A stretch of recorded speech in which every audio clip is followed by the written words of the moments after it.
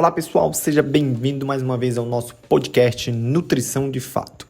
Hoje daremos continuidade na nossa série de plantas medicinais e fitoterapia. Então hoje iremos falar sobre o alho e seus benefícios terapêuticos, muito além de um tempero. No último episódio, se você não acompanhou, falamos sobre a castanha da Índia e a sua importância para a circulação e varizes. Se você ainda não acompanhou, é só voltar ao episódio anterior que você ficará por dentro do assunto. E para você que não me conhece, me chamo Rômulo Monteiro, sou nutricionista, pós-graduado em nutrição esportiva, nutrição clínica, fitoterapia e nutrição comportamental. E hoje então falaremos aqui sobre o alho. Bom, e tenho certeza então que você conhece o famoso alho, que tem como nome científico Allium sativum. A parte utilizada seria o órgão vegetal dessa planta, seria os bulbos frescos ou até mesmo secos. E as indicações terapêuticas do alho seria como coadjuvante para o tratamento de bronquite crônica, asma, como expectorante e como preventivo de alterações vasculares. Também serve como coadjuvante para o tratamento de hiperlipidemia, hipertensão arterial leve e moderada, dos sintomas de gripais e resfriado e também auxilia na prevenção de aterosclerose. Olha o benefício do alho. Mas também é importante dizer que não é apenas o alho como você utiliza lá na sua panela, tá? Tem uma forma que a gente vai falar lá na frente, a melhor forma de utilização para sim ter os efeitos terapêuticos. Então o alho ele é contraindicado para grávidas, tá?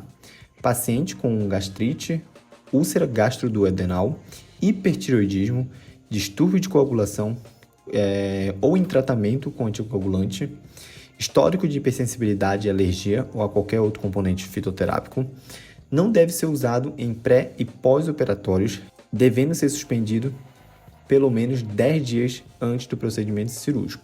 É importante dizer que essas contraindicações é para o fitoterápico e não para o alho numa forma in natura, tá bom?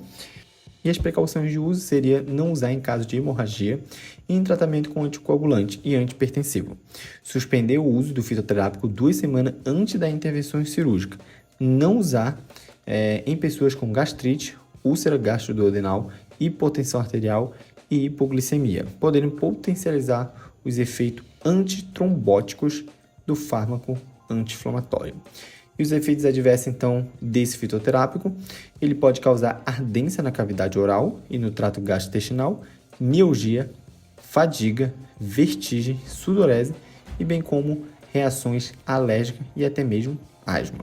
O uso desse fitoterápico pode causar decréscimo no hematócrito, então é importante você sempre olhar seu hemograma, e da viscosidade sanguínea, aumentando o risco de sangramento pós-operatório, bem como hematoma epidural espontâneo e efeitos gastrointestinais, como até um desconforto abdominal, náusea, vômito e até mesmo diarreia.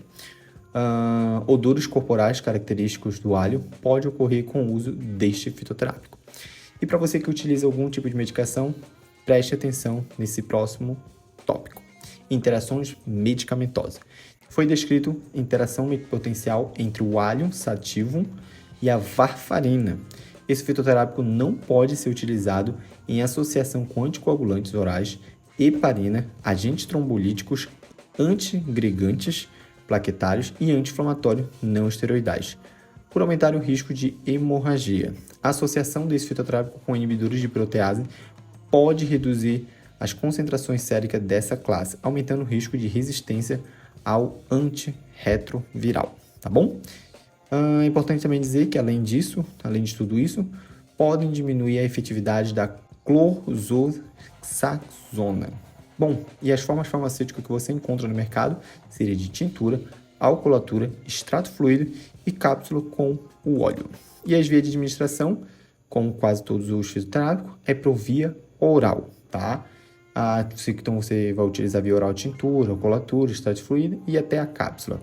E cada formulação dessa tem uma quantidade específica, tá?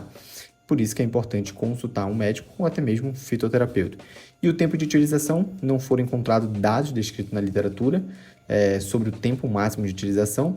O tempo de uso depende da indicação terapêutica e da evolução do quadro acompanhado pelo profissional prescritor, tá bom? Em relação à superdosagem, não foram encontrados dados descritos na literatura consultada sobre problemas decorrentes de superdosagem.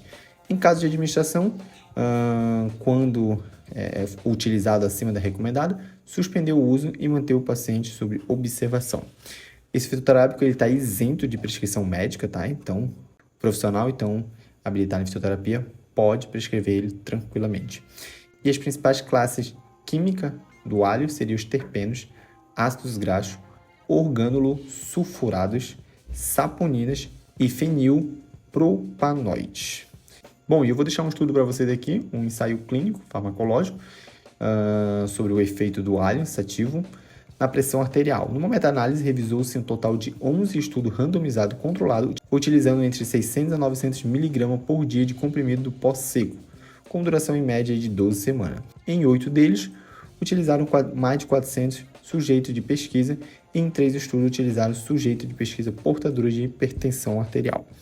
Em 7 estudos, compararam o alho com o placebo e em 3 deles houve um decréscimo da pressão sistólica e em 4 estudos houve a redução da pressão diastólica, tá?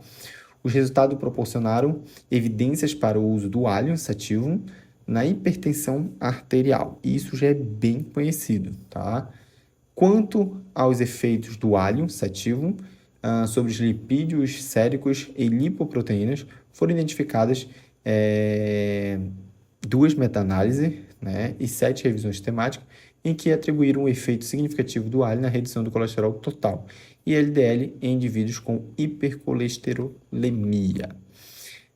Tal revisão também incluiu 39 ensaios clínicos em que utilizaram o alho como a monoterapia por pelo menos 2 semanas. Uma meta-análise de 25 estudos, randomizado e controlado, foi realizado com a dose diária de 600 a 900 mg em comprimido com pó seco. A duração média dos estudos foi de 12 semanas. No geral, os sujeitos de pesquisa que receberam o alho tiveram, em média, redução de 12% da taxa de colesterol total na diminuição de 13% da taxa de triglicerídeo sérico. Confirmar, então, a ação hipolipemiante, tá, do alho. Em relação aos efeitos toxicológicos, não há relatos de toxicidade nas doses recomendadas.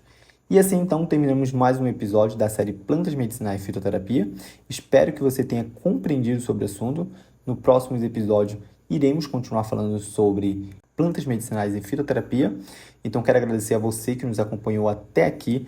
Espero que tenha aprendido mais sobre o assunto. Não deixe de nos enviar suas perguntas e sugestões para os próximos episódios. Fique ligado e até mais.